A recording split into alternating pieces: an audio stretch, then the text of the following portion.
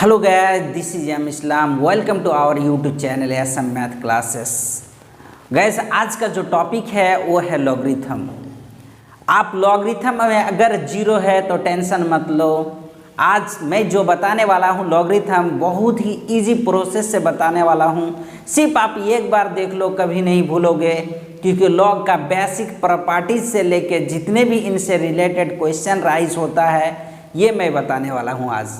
Gas, इसमें important बात यह है कि ये लॉगरिथम जो है आपका सिर्फ ओनली फॉर मैथ के लिए यूज़ नहीं होता है, मैथ में ही ओनली फॉर यूज़ होता है। तो ये आपको नहीं समझना है कि सिर्फ मैथ क्लास के लिए ही लॉगरिथम यूज़ होता है, ऐसी बात नहीं है। आप केमिस्ट्री क्लास देख लो, फिजिक्स क्लास देख लो, और तो और बात यह है कि आप जैसे BCA करना चाहोगे, bachelor of application computer application, जब BCA करना चाहोगे तो उसमें भी लॉगरिथम पूछा जाता है। और एक बात ये खास है कि आप मेडिकल डिपार्टमेंट में जैसे B फार्मा करने जा रहे हैं, B फार्मेसिस्ट जो करते हैं लोग, उसमें भी लॉग से रिलेटेड क्वेश्चन राइज किए जा सकते हैं। सो गाइज, लॉगरिथम बहुत ही ज़्यादा इम्पोर्टेंट है, तो इसीलिए आप इसको 100% समझने की कोशिश करेंगे और इस वीडियो को शुरू से अंत तक जरूर देखेंगे, जिससे कि आपको कंप्लीट समझ में आ जाएगी, कोई डाउट ही नहीं होगा। अगर डाउट होता है तो कमेंट सेक्शन में ज़रूर राइज करेंगे कि मुझे ये प्रॉब्लम है, उसे आपका इजीली सॉल्यूशन दिया जाएगा।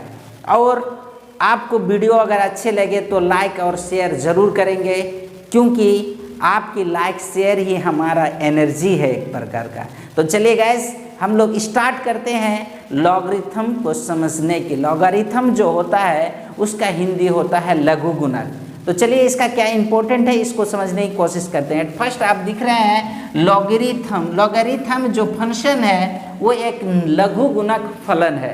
कैसा फलन है? एक लघु गुणक फलन है। और इसमें क्या क्या फैक्टर होता है, लॉग का डेफिनेशन क्या होता है, इस सारी बात को समझने की कोशिश करेंगे आज। चलिए देखिए, यहाँ पे इसका डेफिनेशन होता है, लॉग का डेफिनेशन कि inverse function exponential are called logarithmic function. कहता है एक्सपोनेंशियल जो फंक्शन होता है उन्हीं का जो इन्वर्स होता है उसे ही क्या कहते हैं हम लोग? लॉगरिथम कहते हैं। लॉगरिथम जो है वो बहुत ही ज़्यादा इम्पोर्टेंट होता है केमिस्ट्री के लिए भी। तो इसे समझने की कोशिश करते हैं कि ये इन्वर्स एक्सप्लेनेशन जो फंक्शन होता है उसका जो इन्वर्स होता है वो इन्वर्स कैसे होता है इसको समझने की कोशिश करते हैं। सबसे पहले लॉग को जो डिनोटेड किया जाता है, यानी रिप्रेजेंट किया जाता है, वो इस तरह से किया जाता है। यानी लॉग को रिप्रेजेंट जो किया जाता है इस तरह से किया जाता है। सपोज ये चीज़ को आप अच्छी तरह से समझना है कि इस जो लॉग का x जो होता है ऊपर में आता है, इसको नंबर कहते हैं। क्या कहते हैं गैस? इसको नंबर कहते हैं। और इस जो नीचे होता है इसको कहते हैं बेस। क्या कहते हैं? बेस कहते हैं, या इसको इनपुट भी कहते हैं। इनपुट भी कहा जाता है आपका। क्या कहा जाता है? इनपुट भी कहा जाता है। तो एट फर्स्ट आपको ये जानना है कि ये नंबर होता है, ये क्या होता है? बेस होता है। और लॉग को डिनोटेड जो किया जाता है यही सिंबल होता है लॉग का डिनोटेड करने का। एक डेफिनेशन जो होता है कि inverse process of exponential are called logarithmic function, इसको हम लोग समझने की कोशिश करेंगे। ये सिंबल होता है लॉग का, या LOG लिखना है x ये, और फिर यहाँ पे नंबर हो गया, ये आपके पास नंबर हो गया, ये हो गया बेस हो गया।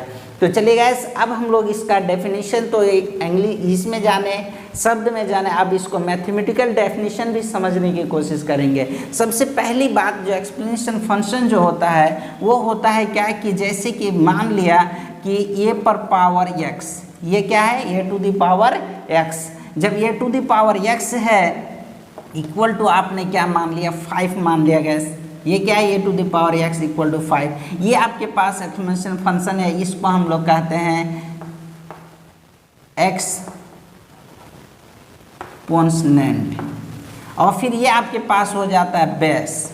क्या होता है? बेस होता है। और ये जो आपके पास होता है ये होता है इसका वैल्यू, जिसे कहा जाए वैल्यू यानी मान हो जाता है। क्या हो जाता है? वैल्यू हो जाता है। ये चलिए देखिए, ये सबसे पहले आपके पास जो लॉग लगाएंगे तो ये आपके पास डेफिनेशन को समझना बहुत ही ज़्यादा ज़रूरत है। तो चलिए देखिए, यहाँ पे डेफिनेशन जो होता है लॉग का, मैथमेटिकल डेफिनेशन, इसको समझने की कोशिश करते हैं। एट फर्स्ट आपके पास ये फंक्शन है a⁴x = 5। इफ़ ये है तो देन आपको ये समझना है कि a⁴x = 5 को जब लॉग लेंगे, क्या ले लेंगे? लॉग ले लेंगे, तो इसमें इन्वर्स प्रोसेस यानी इंटरचेंज होगा। वो इंटरचेंज आपका हमेशा होता है, यानी जो पावर रहता है, इसको पावर भी कहते हैं, जो पावर रहता है और जो वैल्यू रहता है उसी में इंटरचेंज होता है। जब कोई भी एक्सपोनेंशियल फंक्शन होगा उसमें पावर यानी एक्सपोनेंट जो होता है और जो वैल्यू रहता है उसी में क्या होता है? इंटरचेंज होता है। लॉग का बेस के प्लेस पे ही रह जाता है। तो इस तरह से आपके पास इस जगह पे जैसे बेस है ये, तो लॉग का बेस में ये हो जाएगा और इन दोनों में इंटरचेंज होता है। यही इसी चीज़ का क्या होता है? इन्वर्स होता है। जैसा कि 5 इसका क्या बन जाएगा? नंबर बन जाएगा, और इनपुट में जो आउटपुट का जो रिजल्ट आएगा वो हो जाएगा आपके पास x हो जाएगा। तो जब आपने लॉग लगाया तो आपका यही रिजल्ट से चेंज होके क्या लग गया? लॉग का वैल्यू इस तरह का बन गया। गाइज इसमें आपको ये समझना है कि जो लॉग का जो एक्सपोनेंशियल फंक्शन का बेस रहता है वो लॉग का बेस बन जाता है, और जो वैल्यू रहता है वो लॉग का क्या बन जाता है? नंबर बन जाता है, और जो इसके पावर में रहता है वो इक्वल टू में लॉग का वैल्यू बन जाता है, यानी ये इसका लॉग का वैल्यू निकल जाता है। तो इसी को कहते हैं it is called log. It is called logarithm.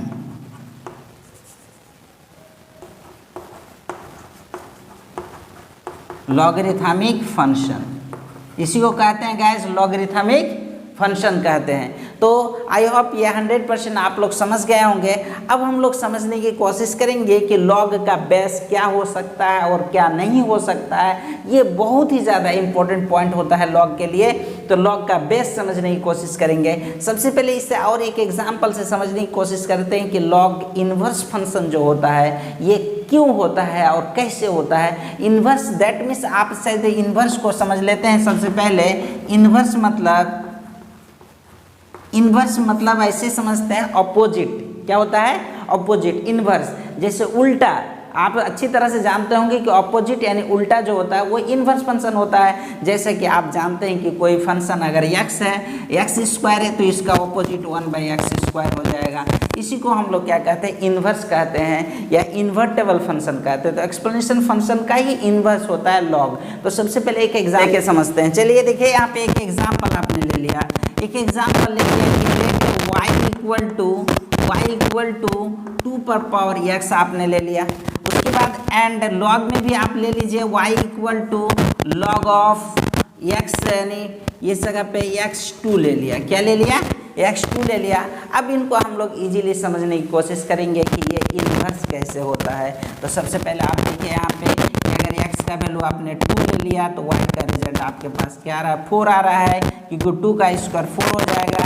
फिर आपके पास y का रिजल्ट अगर 3 ले लिया, x का रिजल्ट यहाँ पे 3 ले लिया तो इसका रिजल्ट क्या आ रहा है? आपके पास 6 आ रहा है, 8 आ रहा है। क्या आ रहा है? 8 आ रहा है, यानी 2 का क्यूब करोगे तो क्या हो जाएगा? 8 आ जाएगा। उसी तरह से अब इनका इन्वर्स कैसे होता है इस चीज़ को समझ लेते हैं। तो चलिए गाइस, आपने ले लिया, ये आपके पास 2 से आया 4, किससे आया? 2 से आया। इस जगह पे 2 लिया तो आपका रिजल्ट 4 आया। अब इसका रिजल्ट अगर 4 लेते हैं तो क्या आ जाना चाहिए? 2 आना चाहिए। तो चलिए देखिए, यहाँ पे अगर x का रिजल्ट आपने 4 ले लिया, यानी x का रिजल्ट आपने 4 ले लिया, तो यहाँ पे y का रिजल्ट आपके पास इस जगह पे 4 डालोगे तो y का रिजल्ट आपके पास क्या आ जाएगा? 2 आ जाएगा। और फिर आपने जैसे 8 ले लिया, x का रिजल्ट अगर 8 ले लोगे तो इसका रिजल्ट आपके पास y का ही रिजल्ट क्या आ जाएगा? 4 आ जाएगा। तो चलिए देखिए, इसका रिजल्ट आपने 2 लिया था तो 4 आया, तो और 4 ले लिया तो इसका रिजल्ट क्या आ गया? 2 आ गया। तो देख के ही लग रहा है कि इन्वर्स प्रोसेस है। अब ये कैसे आता है 4, तो इस चीज़ को हम लोग आगे समझने की कोशिश करते हैं। मुझे उम्मीद है कि आप लोग ये 100% समझ गए होंगे। लेकिन अब हम लोग समझने की कोशिश करते हैं लॉग में क्या क्या हो सकता है, क्या क्या नहीं हो सकता है। तो सबसे पहले ये चीज़ देख लीजिए कि इसको हम लोग कहते हैं लॉग का नंबर कहते हैं, और उसके बाद इसको बेस कहते हैं। क्या कहते हैं? इसको बेस कहते हैं गाइस। इसको क्या कहते हैं? बेस कहते हैं। तो इसी तरह से आप इस जगह पे लॉग आप ले सकते हैं, जैसे x हो गया और यहाँ पे ये हो गया, तो ये नंबर हो गया, और फिर आपके पास ये क्या हो गया, इस जगह पे क्या हो गया, बेस हो गया। अब इस चीज़ को समझने की कोशिश करते हैं कि क्या क्या नहीं हो सकता, नंबर क्या हो सकता है, क्या नहीं हो सकता है, बेस क्या हो सकता है, नहीं हो सकता है, इस चीज़ को समझने की कोशिश करते हैं। एट फर्स्ट आप ये चीज़ को, बहुत ही ज़्यादा इंपॉर्टेंट पॉइंट है ये, बहुत ही ज़्यादा इंपॉर्टेंट पॉइंट कि लॉग का नंबर क्या क्या नहीं हो सकता है। चलिए गाइस, ये हो जीरो कभी नहीं हो सकता है। क्या नहीं हो सकता है? जीरो कभी नहीं हो सकता है, नेगेटिव कभी नहीं हो सकता है, और 1 कभी नहीं हो सकता है। अगर इन सारे वैल्यू अगर आ जाता है लॉग का, तो ये वैल्यू फाइंड आउट नहीं करेगा, 1 पे ये जीरो वैल्यू फाइंड आउट करेगा। उसी तरह से आपके पास बेस में भी वही कंडीशन, जीरो नहीं हो सकता है, नेगेटिव नहीं हो सकता है, और 1 भी नहीं हो सकता है। अगर इन सारे वैल्यू आ जाता है तो ये क्या कर देगा, लॉग फाइंड आउट नहीं करेगा गाइस। इसीलिए लॉग का नंबर जीरो नहीं होना चाहिए, नेगेटिव नहीं होना चाहिए, और 1 नहीं होना चाहिए। उसी तरह से अगर 1 होता है तो जीरो हो जाएगा उसका रिजल्ट। अब बेस में क्या नहीं होना चाहिए, जीरो कदापि नहीं होनी चाहिए, नेगेटिव नहीं होना चाहिए, 1 नहीं होना चाहिए। लॉग का नंबर और बेस क्या क्या नहीं होना चाहिए, इस चीज़ को हम लोग समझ गए गाइस। अब देखो यहाँ पे इस चीज़ को अगर आप समझ जाते हैं, इसके अदरवाइज इनके जो भी चीज़ आएगा वो सारा क्या हो सकता है, इजीली हो सकता है। अब नहीं हो सकता है जान गए, उसके बाद जो रेस्ट बच जाता है वो सारा के सारा क्या हो सकता है। तो चलिए गाइस, ये हम लोग समझ गए। अब ये चीज़ समझने की कोशिश करेंगे कि लॉग का टाइप्स, लॉग कितने टाइप्स के होते हैं। तो चलिए गाइस, अब हम लोग समझने की करते हैं, पहले लॉग को समझेंगे। आप ये समझ गए कि बेस क्या हो सकता है, और नंबर क्या हो सकता है, और क्या नहीं हो सकता है, सारी बात तो आप समझ गए होंगे।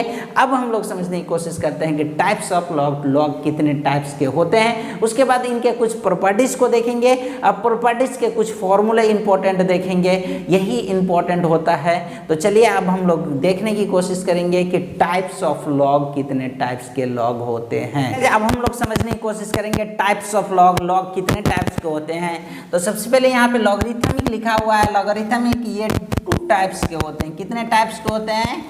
2 टाइप्स के होते हैं। पहला टाइप्स जो होता है उसका नेचुरल लॉग होता है। क्या होता है? नेचुरल लॉग होता है। और दूसरा टाइप इसका होता है कॉमन लॉग। क्या होता है gas? Common log. Common log होता है गैस। पहला होता है नेचुरल लॉग और दूसरा क्या होता है गैस? Common log. अब ये चीज को समझने की कोशिश करेंगे कि नेचुरल लॉग किसे कहते हैं और कॉमन लॉग किसे कहते हैं। नेचुरल लॉग किसे कहते हैं और कॉमन लॉग किसे कहते हैं, इसको एक छोटा सा डेफिनेशन से समझने की कोशिश करेंगे कि नेचुरल लॉग किसे कहते हैं। सबसे पहली बात है कि आप ऐसे लगा सकते हैं कि जिस लॉग का बेस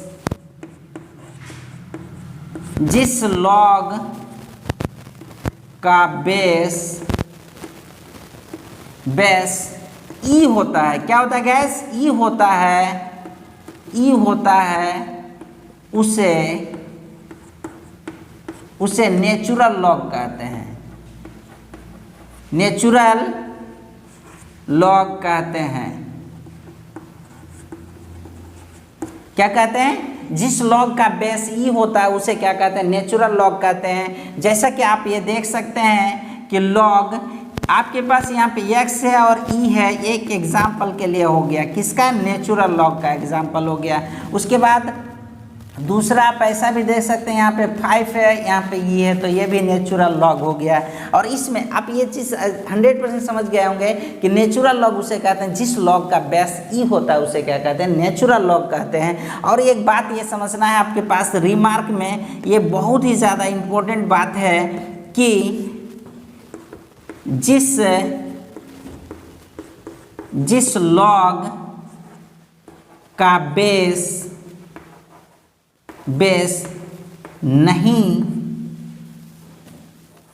नहीं रहता है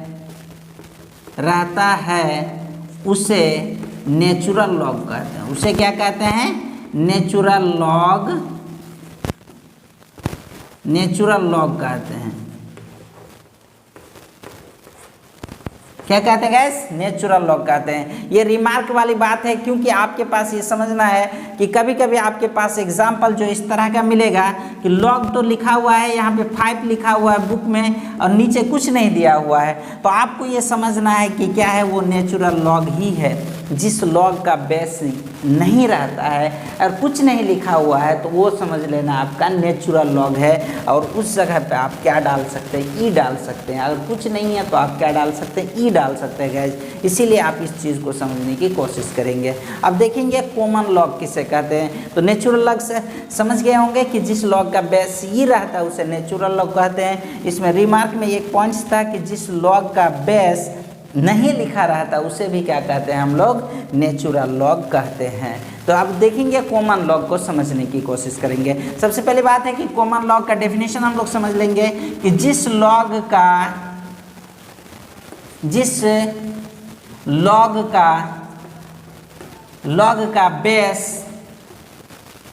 10 रहता है। क्या रहता है गैस, 10 रहता है उसे कॉमन लॉग कहते हैं। कॉमन लॉग क्या कहते हैं गैस, उसे कॉमन लॉग कहते हैं। जिस लॉग का बेस क्या रहता है, 10 रहता है, उसे क्या कहते हैं, कॉमन लॉग कहते हैं। तो ये आप समझ गए होंगे 100%। जैसे कि एग्जाम्पल के लिए आप समझ सकते हैं कि जैसे कि आपके पास लॉग हो गया, लॉग में आपके पास यहाँ पे दिया हुआ 5, यहाँ पे 10 दिया हुआ, तो ये हो गया आपके पास कॉमन लॉग। उसके बाद दूसरा में आपके पास ऐसा दिया हुआ है अगर कि लॉग आपके पास यहाँ पे 3 दिया हुआ है, यहाँ पे 10 दिया हुआ, तो ये भी समझ गए क्या है, कॉमन लॉग।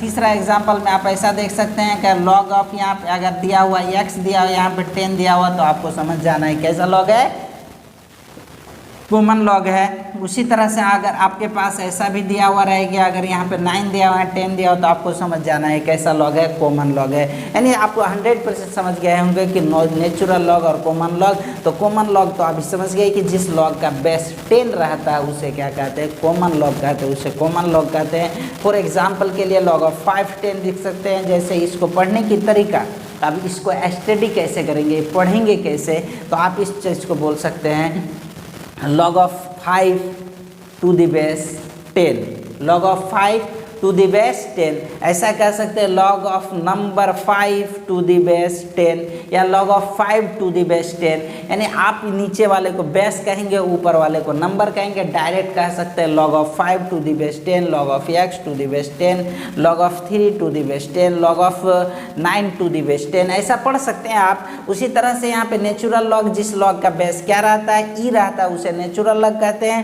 यहाँ पे log of x डायरेक्ट पढ़ सकते हैं, log of x to the base e, log of 5 to the base e।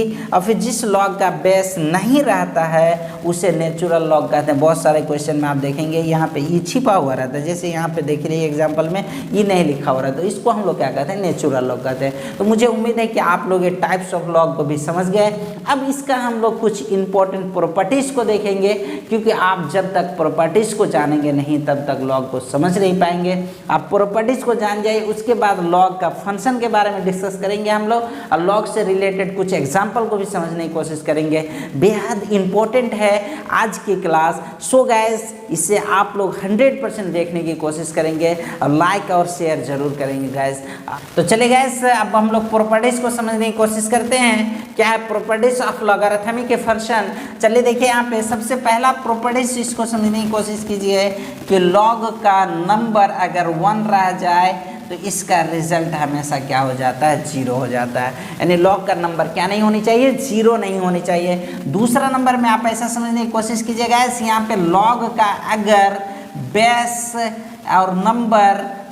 और नंबर दोनों सेम रहे, बेस और नंबर दोनों सेम रहे, तो उसका रिजल्ट क्या होता है, 1 होता है। उसी तरह से दूसरा आप ऐसा देख सकते हैं कि अगर यहाँ पे 5, 4, 4 रहे, यानी नंबर और बेस रहे सेम, तो क्या हो सकता है, 1 हो सकता है। ऐसा भी हो सकता है कि लॉग ऑफ अगर 10, 10 है तो इसका भी रिजल्ट 1 हो सकता है। और फिर ये भी समझ लीजिए कि log ऑफ अगर ई है तो इसका भी रिजल्ट क्या होता है 1 होता है। तो बहुत सारे क्वेश्चन में आपको ऐसा मिलेगा कि log ऑफ ई लिखा हुआ है और उसका रिजल्ट क्या लिख दिया 1 लिख दिया, क्योंकि बेस तो ये छिपा हुआ भी रहता है नेचुरल लॉग में, तो इसीलिए log ऑफ ई का रिजल्ट भी क्या होता है 1 होता है गैस। इसीलिए आप समझने की कोशिश कीजिए कि अगर नंबर और बेस दोनों सेम है तो उसका रिजल्ट हमेशा क्या होता है 1 होता है, चाहे वो नेचुरल लॉग हो, कॉमन लॉग हो, कोई भी लॉग हो। अब ये बेस और नंबर अगर सेम हो गया तो क्या लिख सकते हैं आप, उसका रिजल्ट हमेशा क्या होता है 1 होता है। तो चलिए देखिए दूसरा प्रॉपर्टीज, तीसरा नंबर की प्रॉपर्टीज को समझने की कोशिश करते हैं, बेहद इंपॉर्टेंट है। अगर आपके पास ऐसा दे दिया है